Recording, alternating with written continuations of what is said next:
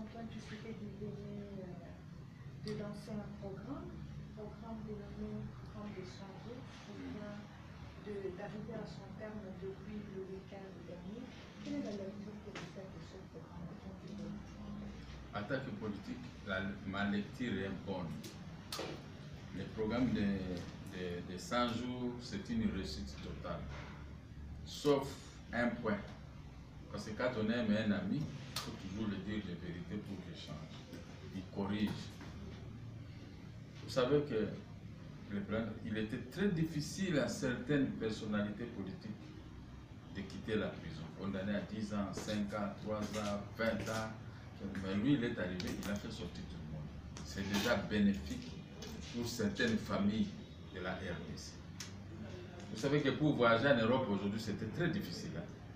Maison Schengen et des complications avec le gouvernement sortant, ils ont créé des problèmes dans notre pays. Mais aujourd'hui, vous pouvez aller prendre des visas et partir.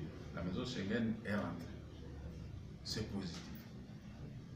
Aujourd'hui, il y a le bonheur de notre peuple. Nous sommes dans l'unité.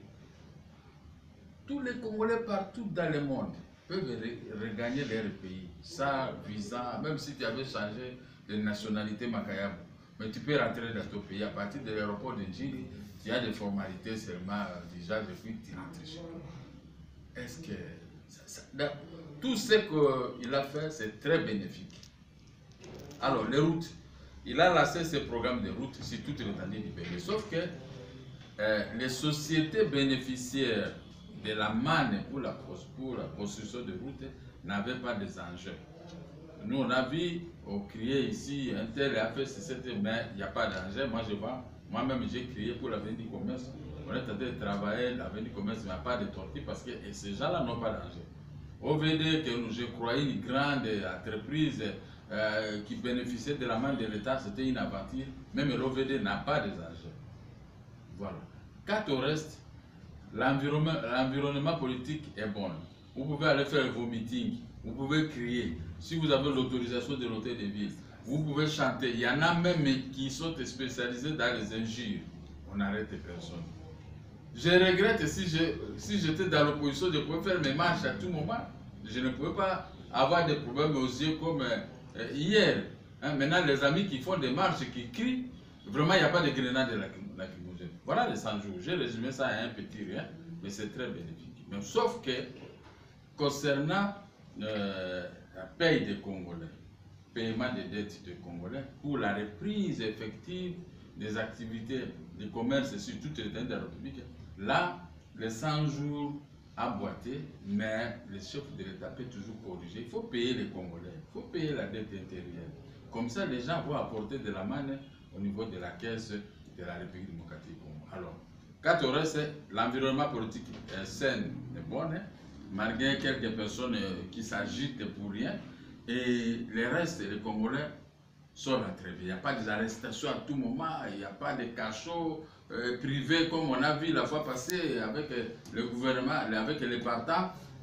Nous sommes là bien. Alors, qu'est-ce que vous dites aux Congolais qui pensent que jusqu'à là, il n'y a pas encore de faits palpables? Non, les faits palpables, ce n'est pas une journée. Quelqu'un qui est blessé tout à l'heure, ce n'est pas demain que vous allez arranger la plaie. Non, il faut attendre un moment, une semaine, 2 semaines. Alors pour nous, les Congolais doivent s'attendre que moi je suis là, je toujours porte-parole des Congolais depuis des années. Ce n'est pas parce que je soutiens Félix et que je me suis dérobé de mes responsabilités de défendre les Congolais. Non. Je soutiens Félix parce que les pays, tout le monde écrit, oh non, le pays est occupé. Ce sont les étrangers qui gèrent. Aujourd'hui, mais le nôtre est là. Les étrangers, soi-disant, sont partis. Maintenant, mettez des plages ici pour que Félix puisse bien piétiner, bien s'asseoir. Pour se battre et tous les étrangers partiront définitivement et que l'environnement de notre pays puisse être sain. Et que les Congolais vont s'attendre à ce qu'il y aura augmentation de salaire. Il y aura de bonnes routes. Et les mamans et papas congolais doivent aussi éviter de salir la ville en vendant n'importe où. Si Félix prend une décision pour nettoyer la ville, il ne faut pas l'en vouloir. Parce que quand vous descendez en Belgique, en France, vous ne trouverez pas les Français et même en train de vendre les pieds au-dessus des grandes avenues avec les poussières que vous voulez. Vous voyez comment la ville est. Donc ici, on peut bon crier. On n'aura pas des investisseurs parce que quand ils envoient les émissaires, ils voient le temps de nos routes, le temps de l'environnement pour opérer, c'est petit. Donc là, la police et l'armée doivent nettoyer toute l'étendue de la ville de Kinshasa. Vous voulez vendre, vous devez vendre à votre parcelle.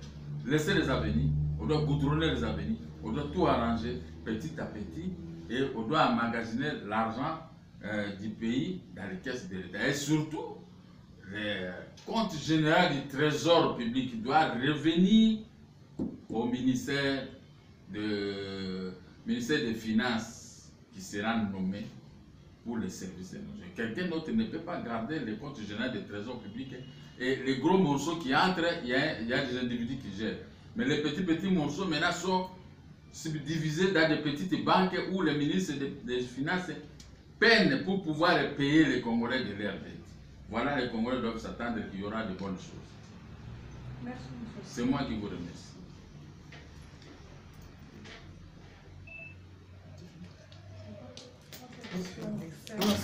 Sans votre respect, ici, on avait un problème d'espace.